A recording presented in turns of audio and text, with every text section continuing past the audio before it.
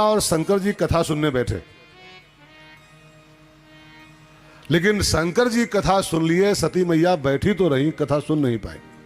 ये कथा कल सुन रहे थे आप, क्यों नहीं सुन पाई?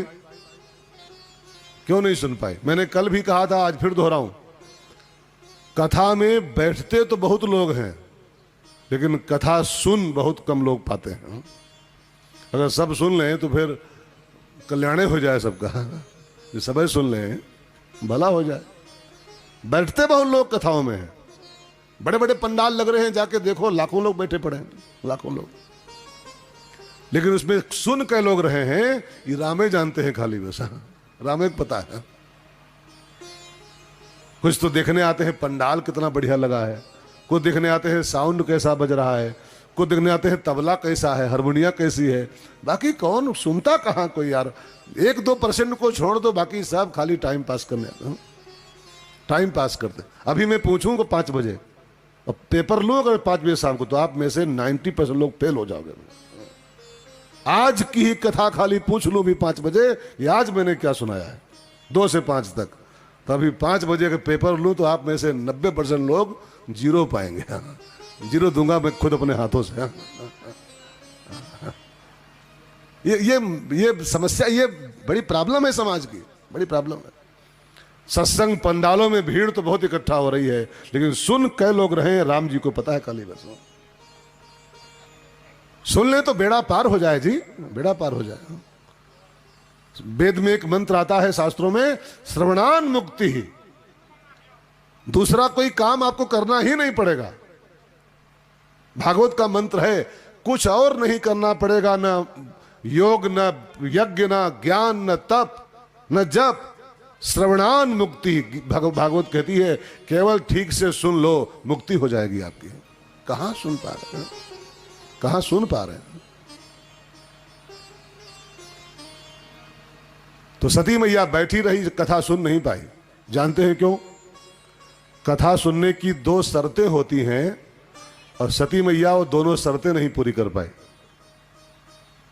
अब आपको मैं जल्दी सुना दूं, कथा सुनने की 2 शर्तें कौन कौन सी हैं। यहां पंडाल में आओ, कथा पंडाल में बैठो, चाहे जहां बैठो, यहां नहीं चाहे जहां, तो इस पंडाल में आने की 2 शर्तें होती हैं।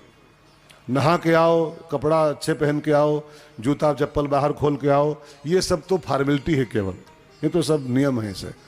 कथा में पंडाल में आने के बाद कथा सुनने की 2 शर्तें होती। एक चौपाई रामायण की है, उसमें 2 शर्तें लिखी हुई हैं कथा सुनने की। सब लोग गाओ। गोस्वामी जी कहते हैं, तुलसी बाबा, कहूं कथा सोई सुखद सुहाई, कहूं कथा सोई सुखद सुहाई, सादर सुनहु सुजन मन लाई, सादर सुनहु सुजन मन लाई, ओ सादर सुनहु सुजन मन लाई। इस चौपाई में 2 बातें बहुत ध्यान देने वाली। गोस्वामी जी कहते हैं, कहूं कथा, मैं कथा कहने जा रहा हूं, कहूं कथा। लेकिन इस पंडाल में बैठे हो तो कैसे सुनना है कथा को, तो 2 बातें बाबा ने आगे लिखी इस चौपाई में। शर्त नंबर 1, सादर सुनो, और शर्त नंबर 2, मन लाई, मन लाई। सादर सुनो और मन लाई, इसका हिंदी अर्थ क्या है? ये तो रामायण की बात है। हिंदी अर्थ क्या है? सादर सुनो माने आदर के सहित सुनो, सा आदर, सा आदर, आदर के साथ सुनो। इसको हल्के मत लो कि ऐसा मिल गया है, पंडित जी आए हैं और बक बक बक बक कर रहे हैं, बस सादर सुनो। ये बड़े भाग्य से मिलता है। हाँ?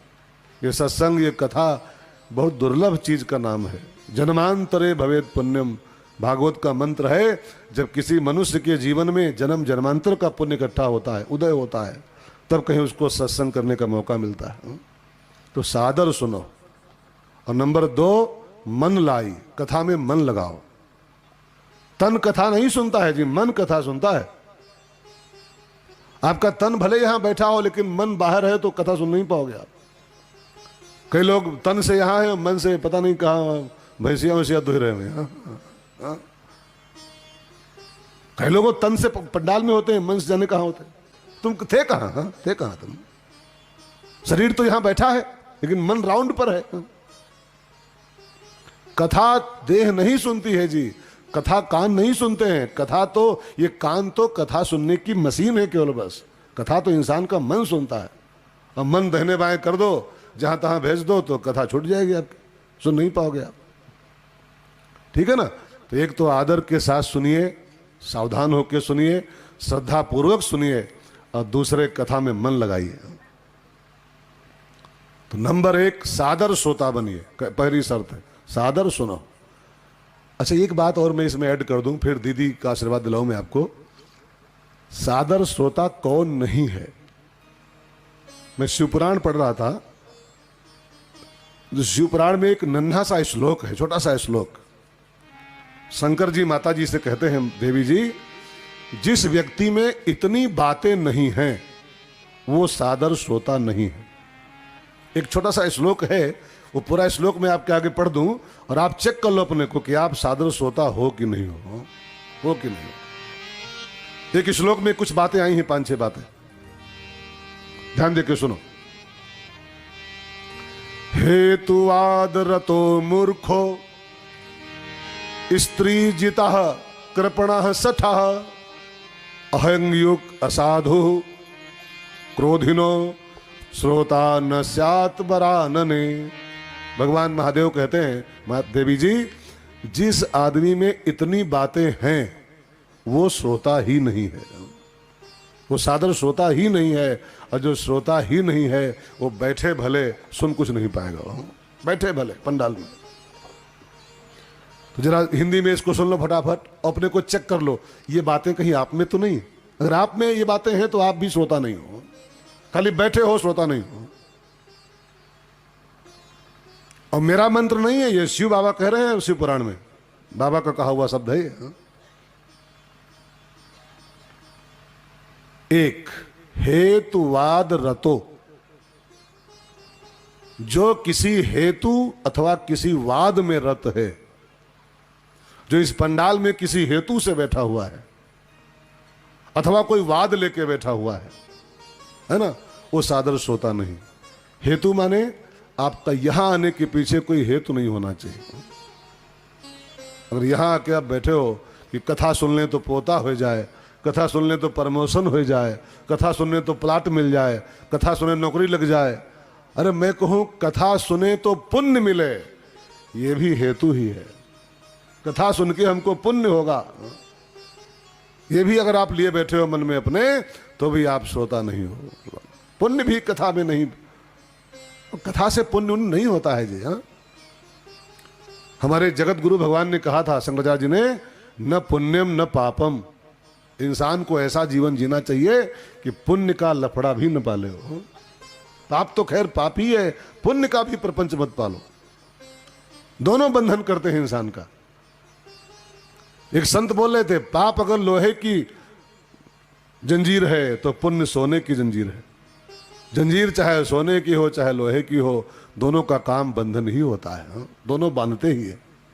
इसलिए यहां आके हमको पुण्य मिलेगा, ये भी लफड़ा मत पालिएगा। अगर पुण्य पाने के भाव से आप बैठे हो तब भी आप हेतु रहित हो, हेतु सहित हो, और जो हेतु में लगा हुआ है वो सोता ही नहीं। हाँ? ऐसे बैठो मस्ती के लिए कल, आनंद ही आनंद बरस रहा, बस ऐसे मस्ती के लिए खाली यहां आओ, बस मौज करने यहां आओ। हाँ? हमको पुण्य कमाने जा रहे हैं कि बैकुंठ का टिकट पाने जा रहे हैं कि स्वर्ग की चाबी लेने जा रहे हैं, तो फिर आप हेतु में लगे हो, और हेतु में लगा हुआ आदमी सत्संग का फल नहीं पाता है। वो सोता ही नहीं, वो तो स्वार्थी है, सोता कहाँ है।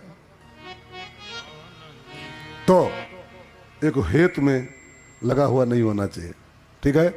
दूसरा, अपना कोई वाद नहीं होना चाहिए।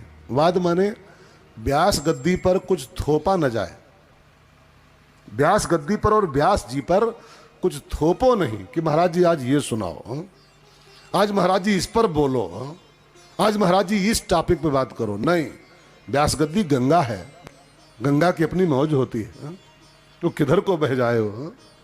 कैनाल नहीं है जी व्यास गद्दी, कैनाल नहीं है कि उसको बांध के चाहे जहां ले जाओ। हाँ? व्यास गद्दी कथा भगवान की गंगा है, और गंगा अपनी मौज में बहती है। हाँ? मौज में आपको डुबकी लगाना है तो लगाओ। हाँ? तो व्यास गद्दी पर कोई पर्ची भेजना कि महाराज जी आज इस पर बोलो, अब ये सुनाओ, ये भजन गाओ, ये फलाना करो, तो ये फिर वाद हो जाता है, और जो वाद में लगा हुआ है वो भी सोता नहीं है। व्यास गद्दी जो प्रसाद दे दे उसी को परमात्मा का प्रसाद मान करके सिर धर लेवा, उसी को स्वीकार कर लो। जो मिल जाए, जो मिल जाए, वो प्रभु का प्रसाद है। ठीक है। तो हेतुवाद रतो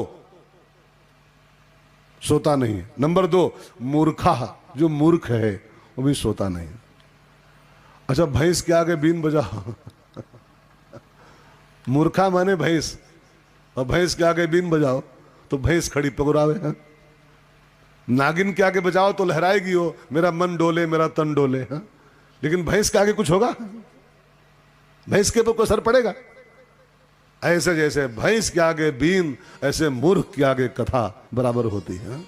मूर्ख को भागवत सुना, भैंस को भागवत। मूर्ख पर कथा का असर नहीं होता, सोता ही नहीं। वो रामायण में एक दोहा है ना, वो फूलय फलय न बेत। बेत होता है ना, बेत का वृक्ष, चाहे अमृत की वर्षा हो ऊपर से, लेकिन उसमें पत्ता नहीं आ सकता, बेत बेत ही रहेगा। फूलय फलय न बेत, जदपि सुधा बरसहि जलद, मूरख हृदय न चेत, चाहे गुरु मिले बिरंच सम। चाहे स्वयं ब्रह्मा ही गुरु बन के बैठ जाए। हाँ? ब्रह्मा ही बैठ के व्यास गद्दी से और कथा बाँचें, लेकिन मूर्ख आदमी पर उस प्रवचन का असर नहीं पड़ता है। हाँ? मूर्ख सोता नहीं। तो कहेंगे शंकर जी बोल रहे हैं, सब मैं नहीं बोल रहा हूं। किसी को दावा करना हो, रिपोर्ट करनी हो तो बाबा की करना, हमको ना, हमारी मत करना। ये शंकर जी बोल रहे हैं सब।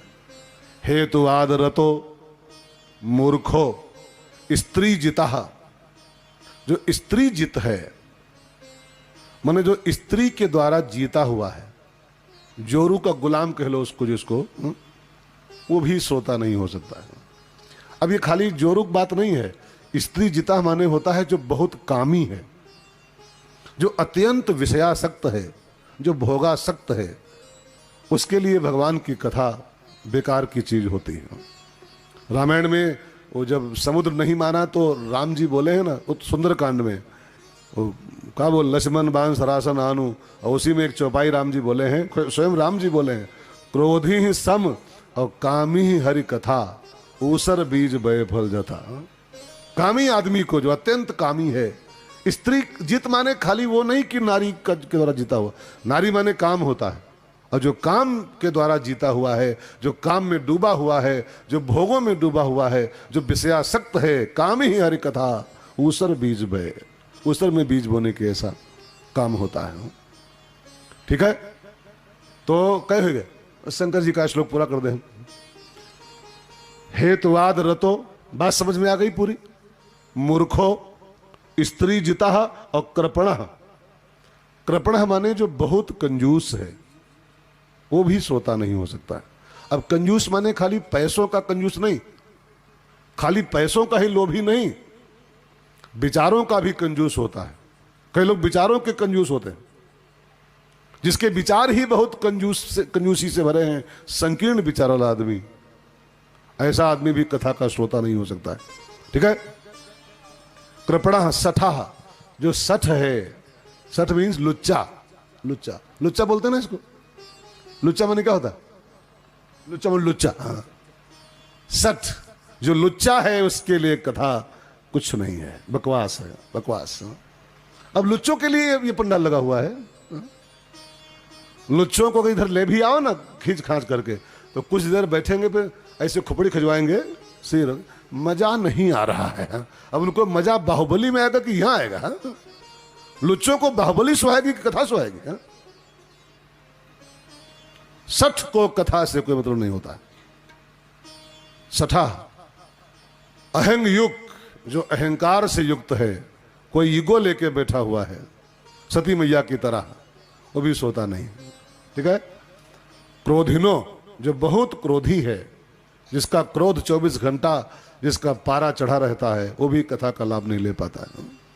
और असाधु, जो असाधु है, जो साधु स्वभाव का नहीं है, वो भी सोता नहीं। ठीक है ना। इतने बातें जिसमें है वो श्रोता ही नहीं है। सती मैया में श्लोक लागू करो। अहंग युक्त ही हो, अहंकार लेके बैठी, मैं दक्ष की बिटिया हूँ, महादेव की बीवी हूँ, जगत की माता हूँ, मुझे क्या कोई कथा सुनाएगा। अहंकार लेके बैठी और परिणाम क्या हुआ। राम कथा मुनि बरज बखानी, राम कथा मुनि बरज बखानी, सुनी महेश परम सुख मानी, सुनी महेश परम सुख मानी, मुनि सन विदा मांग त्रिपुरारी, मुनि सन विदा मांग त्रिपुरारी, चले भवन संग दक्ष कुमारी, चले भवन संग दक्ष कुमारी।